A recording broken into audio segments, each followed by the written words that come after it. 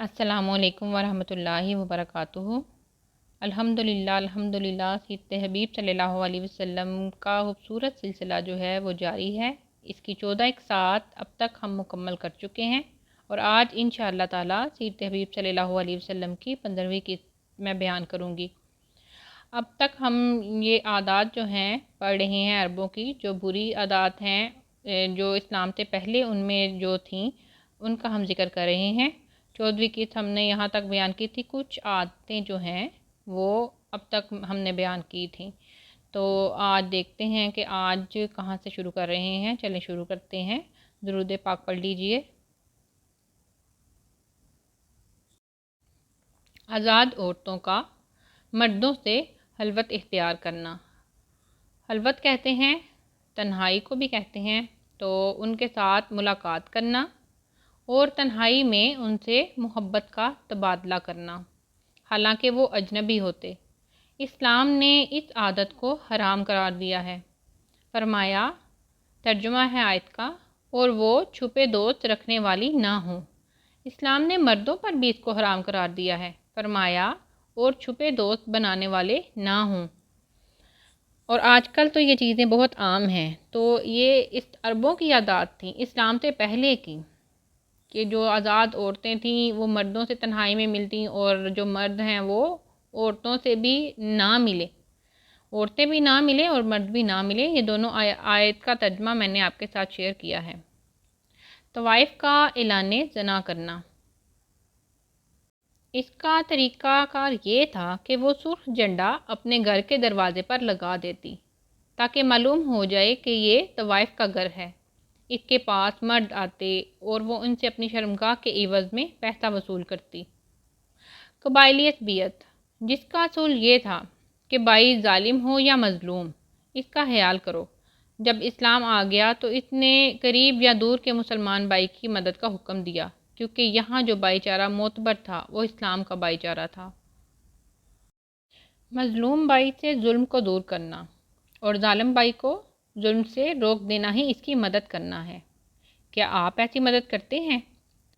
सैयदना अनस रज़ी अल्लाह ताला अन्हो से रवायत है कि नबी सल्लल्लाहु अलैहि वसल्लम ने फरमाया, तुम्हारा भाई जालिम हो या मज़लूम, इसकी मदद करो। आप सल्लल्लाहु अलैहि वसल्लम से पूछा गया, या रसूलल्लाह सल्लल्लाहु अलैहि वसल्लम, जब वो मज़लूम होगा तो मैं इसकी मदद करूँगा, मगर जब वो जालिम होगा इस वक्त मैं कैसे इसकी मदद करूँगा? आप सल्लल्लाहु अलैहि वसल्लम ने फरमाया, इसे जुल्म से रोक दो, यही इसकी मदद है। यानी दोनों हालतों में अपने मुसलमान भाई की मदद करनी चाहिए। मज़लूम की मदद क्या है कि उसको जुल्म से बचाया जाए, और जालिम की मदद क्या है, उसे जुल्म से रोक दिया जाए।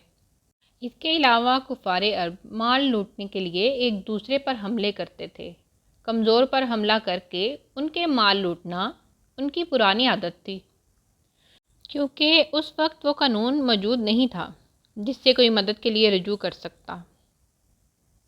तकब्बुर करना, ज़राअत का कोई काम खुद नहीं करते थे बल्कि अपने ग़ुलामों और लोंडियों से करवाया करते, और आकाओं का काम था तिजारत करना, सवारी करना, जंग करना, शायरी करना और हस्ब नस्ब पर फ़ख्र करना।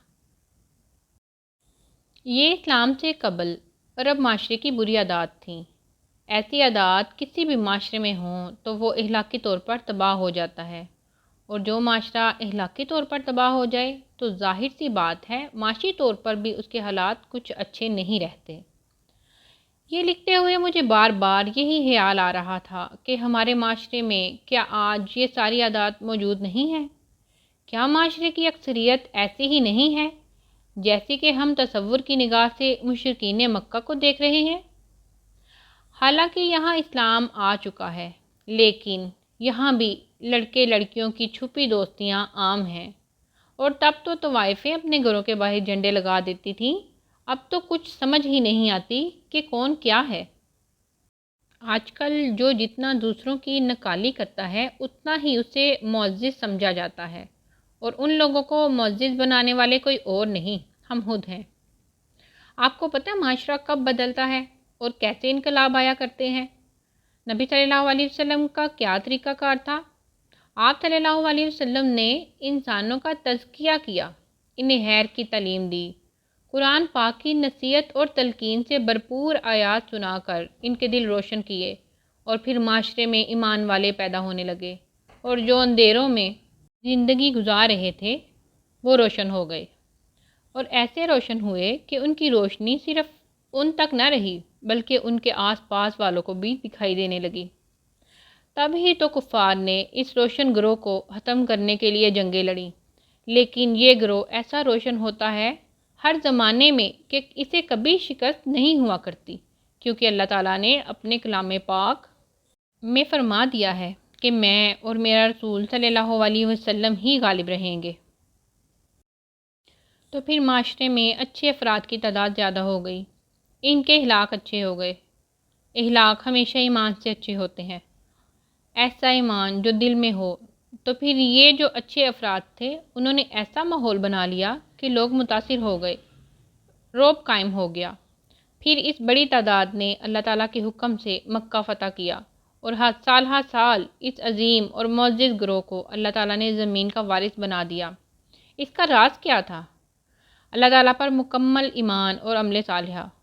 عمل صالحہ کا مطلب ہے جس کا حکم اللہ تعالیٰ نے اپنے رسول صلی اللہ علیہ وسلم کے ذریعے دیا ہے، اسے کرنا چاہے جتنا بھی مشکل ہو، اور اس سے باز رہنا جس سے منع کیا گیا ہو۔ لیکن اس کا بھی ایک راز ہے کہ یہ سب توفیق اللہ دیتا ہے، اور ضرور دیتا ہے، بس ہم نے دعا اور کوشش کرنی ہے، اللہ اپنی مدد بھیجتا ہے۔ تو آج کے حالات میں ہماری یہ کوشش بھی بہت اہم ہے کہ ہم اندر اور باہر سے ایک جیسے ہوں۔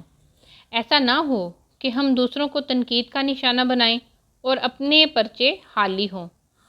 اور ہم بھی اسلامی انقلاب لانا چاہتے ہیں تو انقلاب انسانوں سے ہی آیا کرتے ہیں، بے شک اللہ کی مدد ساتھ ہوتی ہے۔ تو اگر آپ بھی اسلامی معاشرہ قائم کرنا چاہتے ہیں تو خود کو بہتر کیجیے، اپنے گھر کو بہتر کیجیے، اپنی اولاد کو بہتر بنائیے، امت میں احسن اخلاق والے افراد کا اضافہ کیجیے، ایسے انسان جن کے دل آیات قرآنی سے روشن ہوں اور نبی کا اخلاق ان کا شعار ہو۔ یقین جانیے کچھ بھی مشکل نہیں ہے، بس پہلا قدم اٹھا دیجیے تاکہ روز قیامت ہم سرخرو ہو سکیں کہ اللہ ہم نے کوشش کی تھی۔ آج ہی میں سوچ رہی تھی کہ جو دل سے ایمان لاتا ہے وہ کتنا خوش نصیب ہوتا ہے، ساری کائنات اس کی مددگار ہو جاتی ہے۔ جیسے ہم کسی بادشاہ کے مہمان ہوں تو اس کے محل کے کارکن اور اس کی رعایا بھی ہماری میزبان ہوتی ہے، تو کیا کائنات اللہ تعالیٰ کی مخلوق نہیں ہے؟ تو دل کو پرسکون رکھیے، اللہ تعالیٰ کے بندے بن کر رہیے، اللہ تعالیٰ سے دعا کر لیا کیجیے، جو بھی مشکل لگے اللہ تعالیٰ سے جب چاہیں مدد مانگیے، اللہ ضرور مدد فرماتا ہے۔ اللہ تعالیٰ ہمیں ساری زندگی اپنا بندہ بنا کے رکھے، آمین۔ الحمدللہ 15ویں قسط مکمل ہو چکی ہے، درود پاک پڑھ لیجئے۔ انشاءاللہ اگلی ہماری جو ویڈیو ہوگی وہ سورۃ الحدید کے متعلق ہوگی۔ ایک دن ہم سورۃ الحدید شیئر کرتے ہیں آپ کے ساتھ، اور پھر ایک دن کے بعد یا اگلی جو ہماری ویڈیو ہوتی ہے وہ سیرت حبیب صلی اللہ علیہ وسلم کی ہوتی ہے۔ تو انشاءاللہ کوشش تو بہت ہے کہ بہت جلد ایک نیا سلسلہ شروع کیا جائے، اور جو آپ کے لیے اور سب کے لیے اور ہمارے لیے بھی فائدہ مند ہو۔ تو ہم نے تو اپنی کوشش کر دی، تو اللہ تعالیٰ قبول فرمائے۔ السلام علیکم ورحمۃ اللہ وبرکاتہ۔